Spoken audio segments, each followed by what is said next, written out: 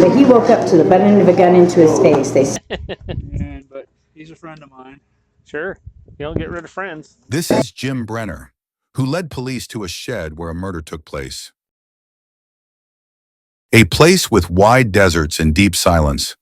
Police are at Lucin, Utah, searching for 19-year-old farmer Dylan Rounds, who had vanished without a trace.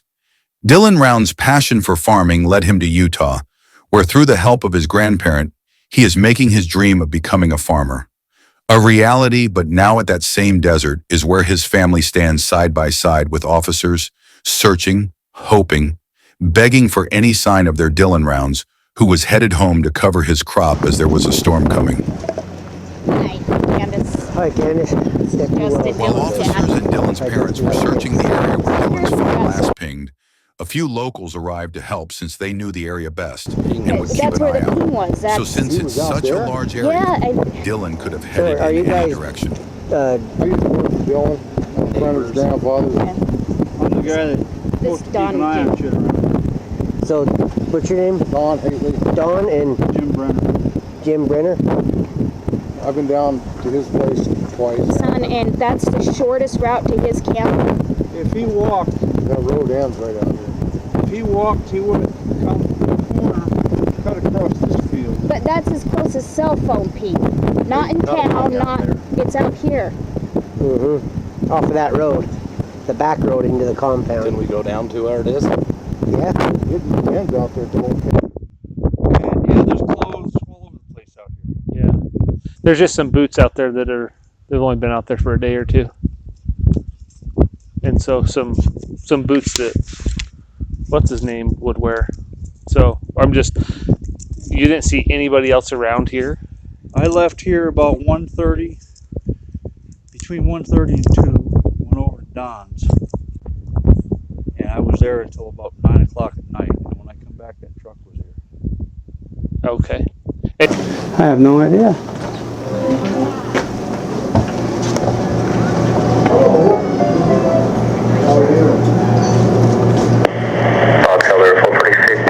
I was hearing Kurt say something about he had a confrontation with that Chase kid.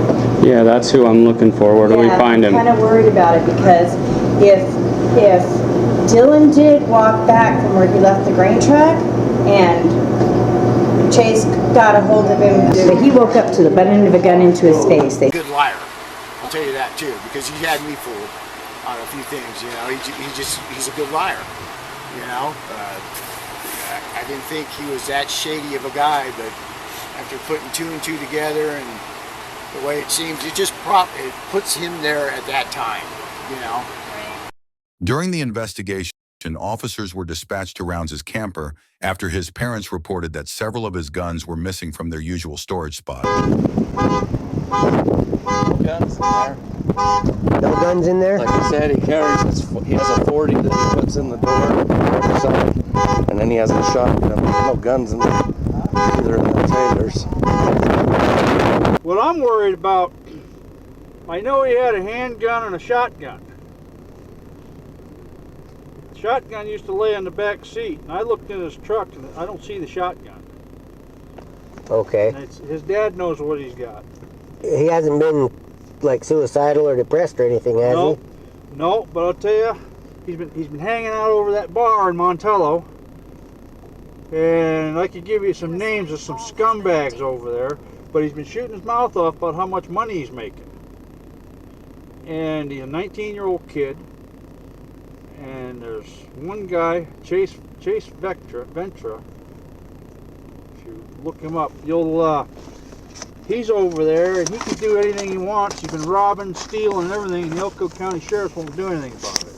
We looked in his camper, didn't find it. No key fob for the truck, so when I broke the window, the alarm went off, we undid the battery. No key fob. We looked in his camper and all the cupboards and stuff, looked in the bathroom, nothing. I believe it was Tuesday. Mm-hmm. I'm getting my days kind of run together. Tuesday or Wednesday. My mother came here. She has real bad arthritis. My sister was here. We were all out searching. She used the bathroom. Dylan hadn't flushed it. You'll see it here. It's really nasty. So my sister went in and cleaned it. Still no gun. Later, my son and JD came in, and the gun was sitting on a sink. It's outside of the bathroom, but right by the bathroom door where the toilet and the shower is the sink, but it's not in the bathroom. The gun was sitting right there with the clip outside of it. Okay. Sitting there. And then beware, it's dirty. Okay.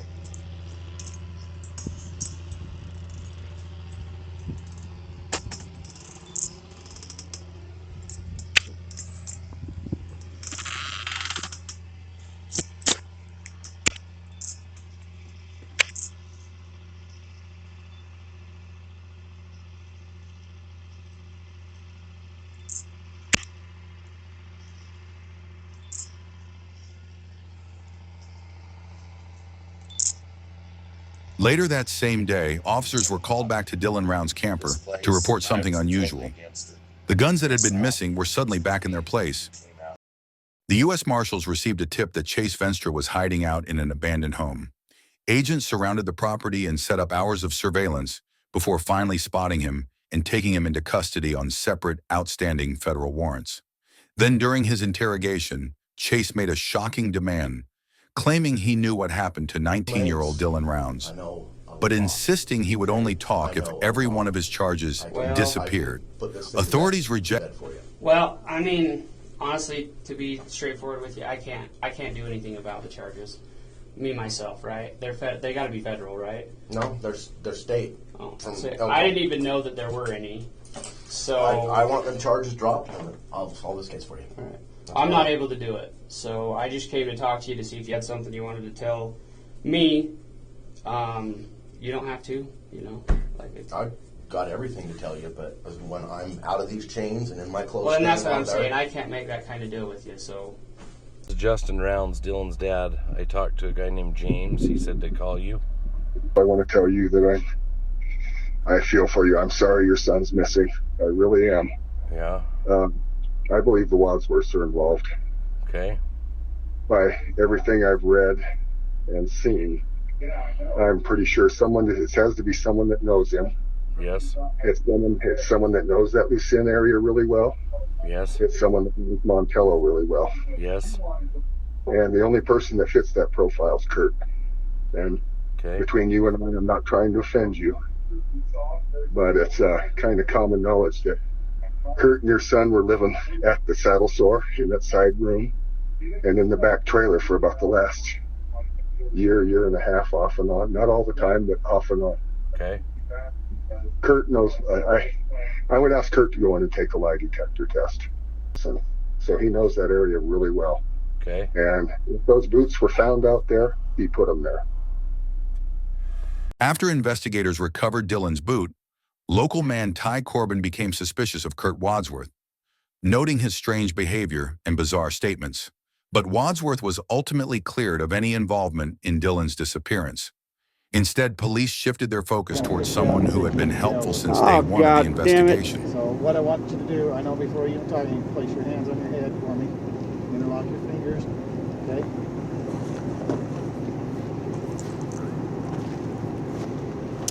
I got a knife in my pocket. Right.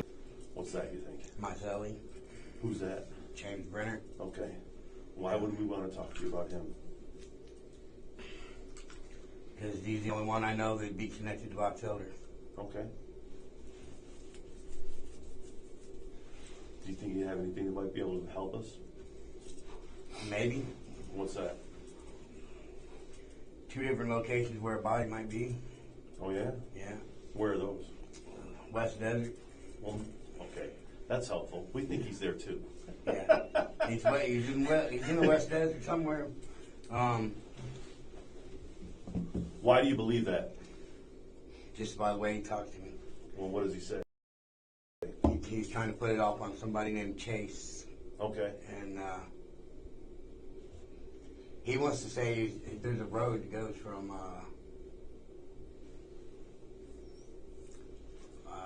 it goes from where he was all the way down to Clinton. Oh, okay. There's a dirt gravel road. Okay. It says it's been and traveled a lot. It don't get traveled a lot. Actually, it's alongside the tracks. Yep. And that, and I know he killed the guy because he was jealous of him. Spoiled ass little rich kid is what they call him. That Brent, you're using too many pronouns. When you say he killed him, you talking about Brenner killing him or this guy named Chase? Brenner. Okay. Yeah, Brenner. He's told me. Yeah, he's told me so much of it. But I wouldn't stop in the West Desert. I would look inside of a septic tank also. A septic tank? Yeah, a septic tank. Why do you say that? Because he come across and told me all these things he's thought about and checked into and then he starts laughing and says, "You guys could be walking right over top of the body." So, I want to start off like I'm being completely upfront with you and honest with you about everything. Honestly, anything that you tell us, we're going to be somewhat skeptical of, just like you're skeptical of us, right? I get it. You know, just like you're skeptical of us and why we're talking there, like whether or not we're here to fuck you over or not. I can just tell you that we're not. We're trying to find this boy Dylan. Obviously, we know that you've spoken to other people about Brenner, and that's why we want to talk to you and see if there's any information that you have that might be of help to us. Now, you can tell us certain things. Yeah. And it really doesn't mean anything until we can corroborate it. He had a buddy. Some guy named Don. Okay. That he's trying to keep out of it. He's supposed to be his best friend. I read some of his emails too. I read a lot of his emails where somebody wrote him and told him that they wanted to make sure there was fun. There's plenty of people out there to put money on Brenner's books as long as he kept his mouth shut and no implications putting Don into it. But he lost all his messages somehow. But yeah. Where did you hear this thing about a septic tank? From Brenner. What exactly did he say? He said, start from the beginning, how the conversation came up. Yeah, man, he had so many conversations, it's unreal. Why would he talk to you about this?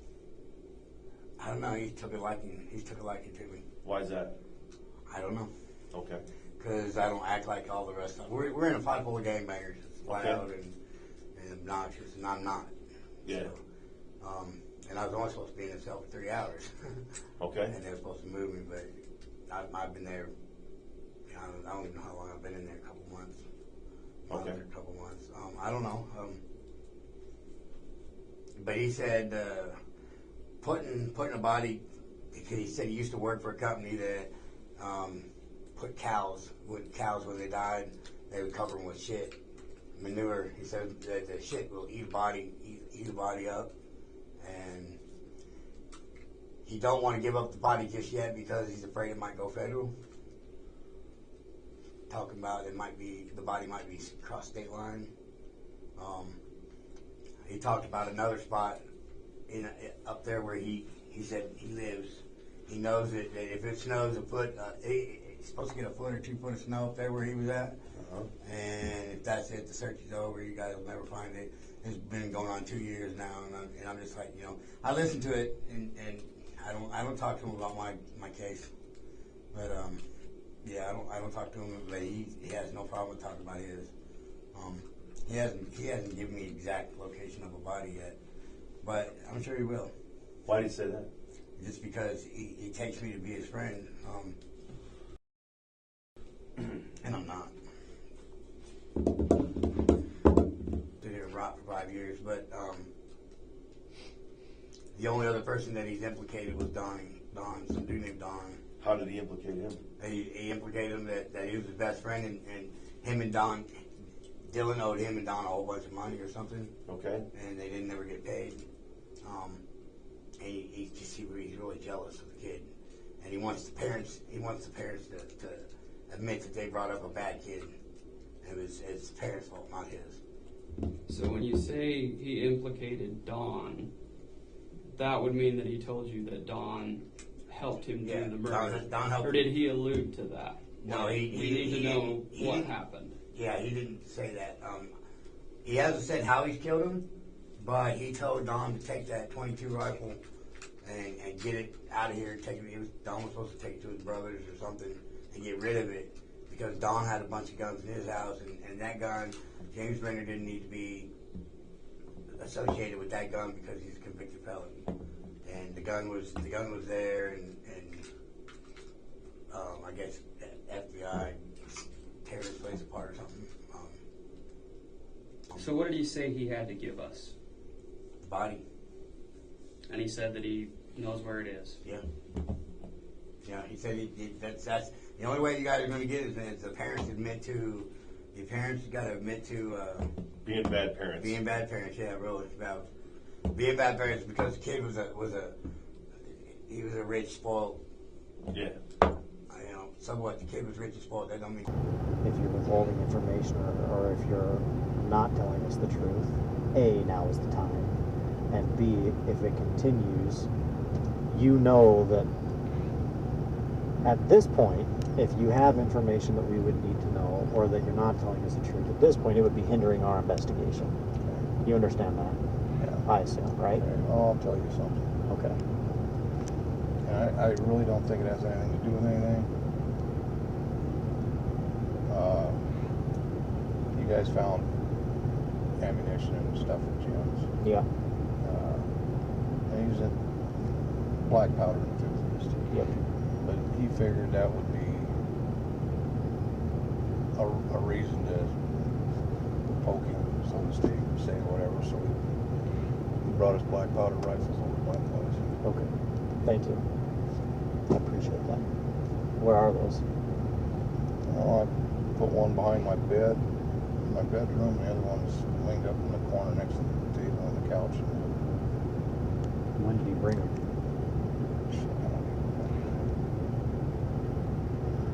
After Dylan. Oh yeah, definitely after.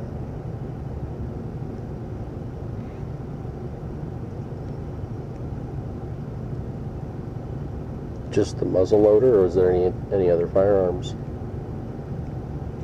All he's got was those black powder guns, 2 rifles, and a 6-gun. He said the last time I seen him wearing that 6-gun was 2 years ago. Just thought he ought to get it out of there.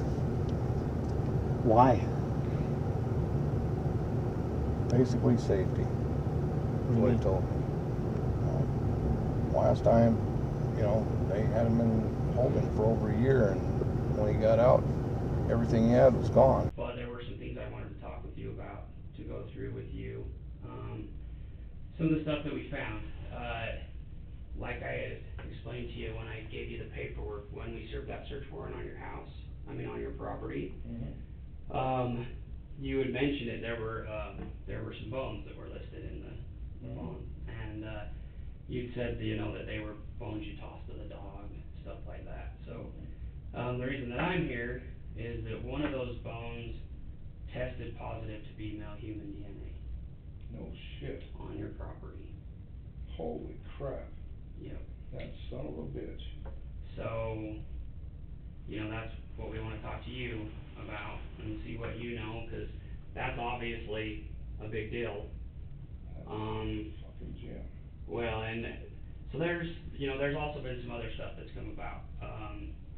And we've had reports from people, and as far as Brenner saying stuff, that essentially has told us or alluded to us that you may know more about it than what you were giving me when we first talked. No. Honestly, because I just want to. I was shocked. I just want to help the family out the best I can, and me too. You know, and if you know anything at all, like now's a good time to do it, so we can, you know, working with us now is the very best thing you can do. I don't remember if it was you or Jeff asked me, is there any chance that Jim put anything in my burn barrel? I'm going, well, never brought his trash over to dump in my barrel, but he could dump stuff in, you know, he had some wrappers or something, so he might have done that. I'm flabbergasted. Yeah, so I mean, essentially, so here's where we're at and what we have evidence-wise, right? We do have the bone that was on your property. We have had report, more than one report, that when Brenner gave you the guns, he told you why he was giving them to you. He told you he was giving them to you because of murdering Dylan. I'm just telling you what the evidence that I have and what we've been told. Okay, so that's what that had come about, was that, you know, you knew why he was actually giving you the guns. He had mentioned that he was trying to keep you out of it, but he also mentioned that you knew what happened, and that you assisted him in getting rid of the body. What? I'm just telling you the evidence we have. This is what we have been given. This is what he said. It's what just reports that we've got, man. That's why I'm here. That's why I want to talk to you. Holy shit. I mean, I'm not looking to arrest you. He's trying to drag me into this shit? Regardless of what we talk about, I'm not arresting you or anything. You're leaving here either way. But, you know, obviously he's the one we want. But if you do, I'm not at all. I didn't, and I didn't help cover it up either. I'm gonna tell you exactly. And I remember it. When he brought me them guns, he said, I need you to hold on to these for me. And I said, why? He said, well, I'm the low fruit on the tree. They're gonna be looking at me. Mm-hmm. He said, even though I can legally have these, I want you to hold them for me. And I said, okay, that makes sense. Because at the time, I didn't think he had anything to do with it. Mm-hmm. And the more I talked to you guys and Jeff, you know, the more evidence was coming, and it was like, holy shit, he did this. And like I said, it freaks me out to this day that somebody could be that cold, that cold-blooded, and come to my house and eat dinner and watch a movie and not. The only thing you had no suspicion whatsoever at all, and he didn't say nothing to you, nothing like that? The only thing out of the ordinary that day, and I told somebody, is that for the first time ever coming to my house, he was on time. He was always 20, 40, 50 minutes late. What was his demeanor when he showed up? Normal. You wouldn't have suspected anything out of the ordinary? No, his shirt was wet, you know, he said he stopped at the pond, cut some wood like he always did on the way over. When it was first found out that Dylan was missing, what was his reaction around that time? Let's see. I talked to Karen. I didn't think it was any big deal, and she said, yeah, it's a big deal. So I went out and looked, called her from out there. He wasn't there. And I don't remember if I talked to Jim on the phone or went by there on my way home.